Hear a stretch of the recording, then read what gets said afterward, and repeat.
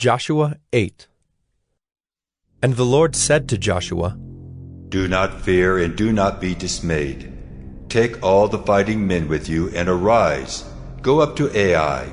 See, I have given into your hand the king of Ai, and his people, his city, and his land.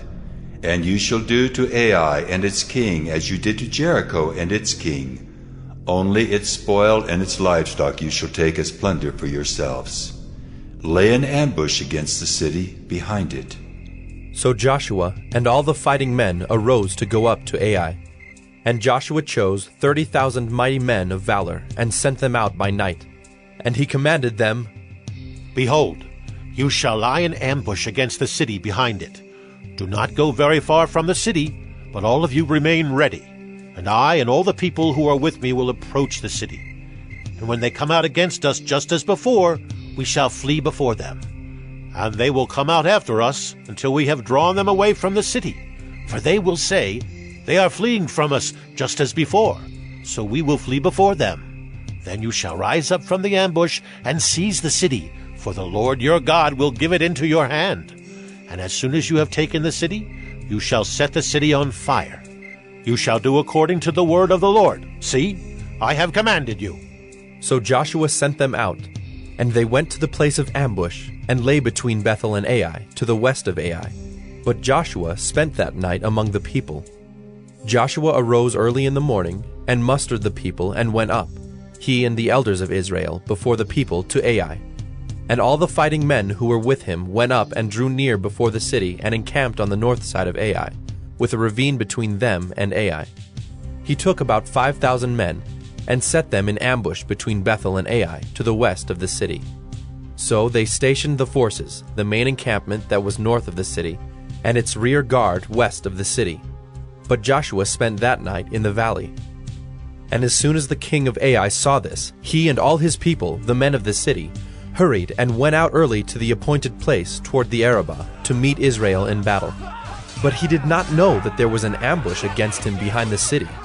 And Joshua and all Israel pretended to be beaten before them, and fled in the direction of the wilderness.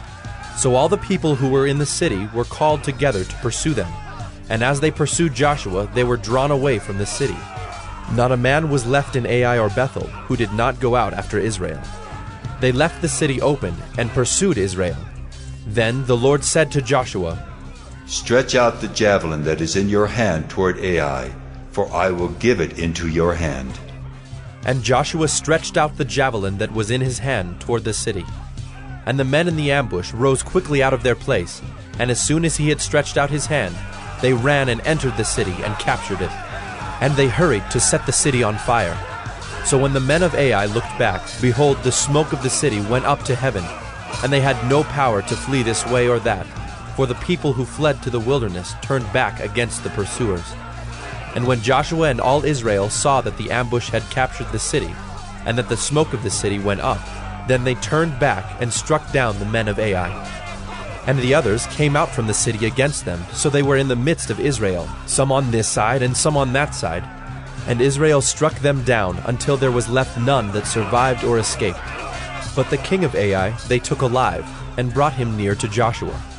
When Israel had finished killing all the inhabitants of Ai in the open wilderness where they pursued them, and all of them to the very last had fallen by the edge of the sword, all Israel returned to Ai and struck it down with the edge of the sword. And all who fell that day, both men and women, were 12,000, all the people of Ai. But Joshua did not draw back his hand with which he stretched out the javelin, until he had devoted all the inhabitants of Ai to destruction.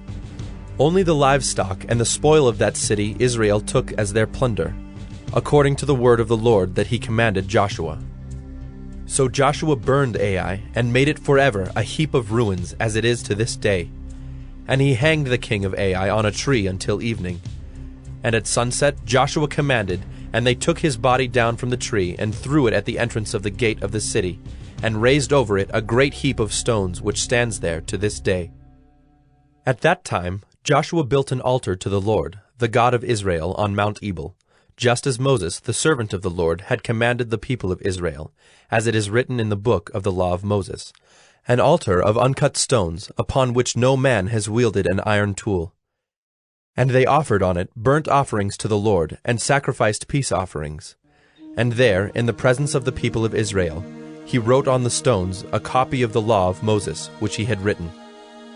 And all Israel, sojourner as well as native-born, with their elders and officers and their judges, stood on opposite sides of the ark before the Levitical priests, who carried the ark of the covenant of the Lord, half of them in front of Mount Gerizim, and half of them in front of Mount Ebal, just as Moses, the servant of the Lord, had commanded it the first, to bless the people of Israel. And afterward he read all the words of the law, the blessing and the curse, according to all that is written in the book of the law. There was not a word of all that Moses commanded that Joshua did not read before all the assembly of Israel, and the women and the little ones and the sojourners who lived among them.